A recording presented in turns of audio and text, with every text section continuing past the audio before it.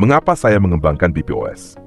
Kalau hari ini saya berbicara tentang sistem workshop, banyak orang mungkin mengira saya memulai karier dari sisi manajemen.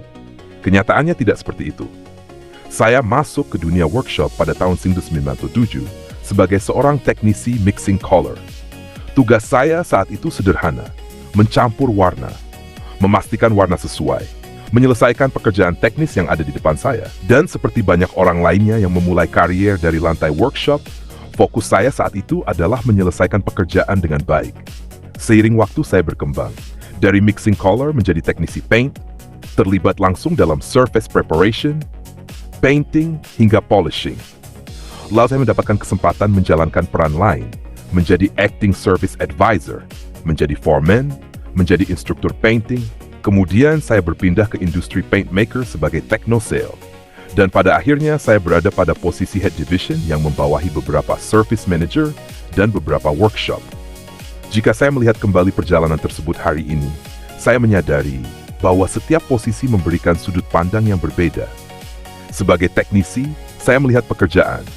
Sebagai foreman, saya melihat tim. Sebagai instruktur, saya melihat kompetensi. Sebagai techno sale, saya melihat kebutuhan bisnis.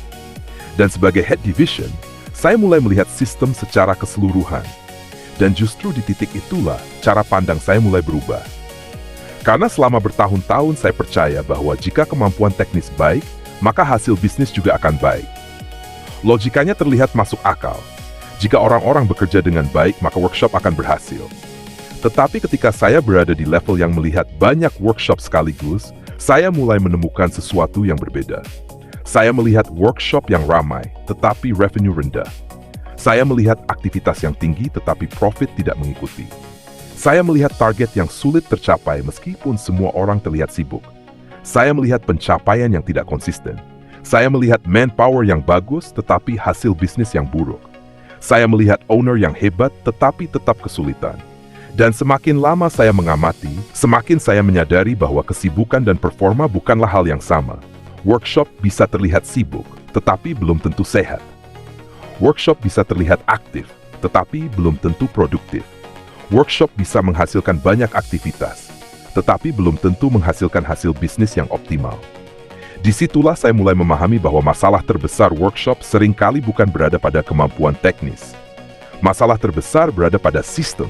Saya melihat pekerjaan yang tidak terstruktur dengan baik, komunikasi yang tidak berjalan sebagaimana mestinya, bottleneck yang muncul berulang kali, demand yang tidak terkelola, hambatan part dan dokumen, kapasitas yang tidak sesuai dengan demand, peran dan fungsi yang tidak jelas, bypass yang dianggap normal, kurangnya rasa memiliki, dan organisasi yang berjalan secara terfragmentasi. Yang menarik, sebagian besar masalah tersebut tidak disebabkan oleh orang yang buruk. Sebaliknya, saya justru sering melihat orang-orang yang baik bekerja di dalam sistem yang tidak sehat. Dan ketika sistemnya tidak sehat, bahkan tim terbaik pun akan kesulitan menghasilkan performa terbaiknya. Ketika saya masih berada di level teknis, saya hanya melihat sebagian kecil dari masalah tersebut. Tetapi ketika saya berada di level bisnis, saya mulai melihat keseluruhan gambar. Untuk pertama kalinya saya berhenti melihat workshop sebagai kumpulan aktivitas. Saya mulai melihat workshop sebagai sebuah sistem yang mengubah demand menjadi output, output menjadi revenue, dan revenue menjadi profit. Dan ketika salah satu bagian terganggu, seluruh hasil bisnis ikut terpengaruh. Demand yang tidak stabil memengaruhi kapasitas. Kapasitas yang tidak tepat memengaruhi flow. Flow yang terganggu memengaruhi output. Output yang terganggu memengaruhi revenue. Dan pada akhirnya profit ikut terdampak. Setelah saya keluar dari perusahaan tersebut, saya mulai melakukan refleksi yang mendalam. Saya mencoba merangkai seluruh perjalanan saya, dari seorang teknisi mixing color sampai menjadi head division. Saya membawa satu pertanyaan yang terus muncul di kepala saya. Apakah semua pengalaman ini hanya akan menjadi pengalaman? Ataukah bisa dirangkum menjadi sebuah framework yang dapat membantu owner lain menghindari kesalahan yang sama? Saya mulai melihat pola-pola yang berulang. Saya mulai menghubungkan berbagai pengalaman yang sebelumnya terlihat terpisah. Dan saya mulai menyadari bahwa banyak masalah workshop sebenarnya memiliki akar penyebab yang sama. Dari proses refleksi itulah lahir BPOS, Business Process Optimization System. BPOS bukan lahir dari teori. BPOS lahir dari pengalaman. dari observasi, dari kegagalan yang saya lihat, dari keberhasilan yang saya lihat, dan dari keinginan untuk membantu workshop menjadi lebih baik secara sistematis. BPOS lahir dari keyakinan bahwa workshop yang sehat tidak dibangun dari asumsi. Workshop yang sehat dibangun dari sistem. Sistem yang mampu mengubah demand menjadi output. Output menjadi revenue. Dan revenue menjadi profit. BPOS tidak dirancang hanya untuk workshop yang sudah berjalan. BPOS juga dirancang untuk membantu owner yang sedang membangun workshop dari awal. Karena saya percaya bahwa banyak kerugian sebenarnya terjadi sebelum workshop dibuka. Ketika demand belum dipahami, ketika kapasitas belum dihitung dengan benar, ketika flow belum dirancang, ketika keputusan dibuat berdasarkan asumsi, dan seringkali kerugian terbesar bukanlah kerugian yang terlihat. Kerugian terbesar adalah peluang yang hilang, revenue yang tidak pernah tercapai, kapasitas yang tidak pernah termanfaatkan, dan profit yang tidak pernah terrealisasi. Karena itu, BPOS hadir untuk membantu mengurangi risiko tersebut. Baik kerugian yang terlihat maupun kerugian yang tidak terlihat. Baik revenue yang hilang maupun kapasitas yang tidak termanfaatkan. Mungkin yang membedakan cara berpikir saya adalah saya pernah berada di dua dunia sekaligus.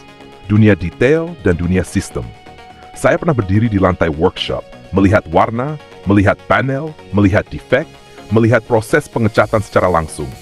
Tetapi, saya juga pernah berada di level bisnis yang harus memikirkan revenue, kapasitas, target, dan profit.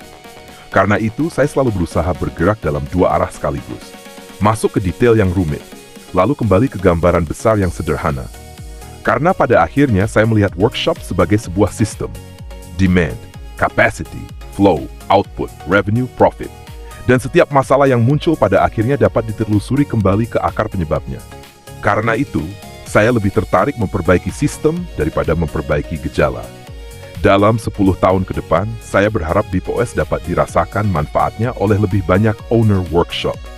Baik owner yang sedang membangun workshop dari awal, maupun owner yang sedang berusaha mentransformasi workshop yang sudah berjalan. Saya ingin membangun perusahaan consulting yang benar-benar memberikan manfaat nyata, membantu owner menghindari potensi kerugian, membantu owner mengoptimalkan keuntungan, dan membantu workshop berkembang melalui sistem yang lebih sehat, lebih teratur, dan lebih berkelanjutan. Karena pada akhirnya tujuan saya bukan sekadar membantu workshop menjadi sibuk. Tujuan saya adalah membantu workshop menjadi lebih baik. Saya Agus Santoso, founder BPOS Framework, dan perjalanan ini baru saja dimulai.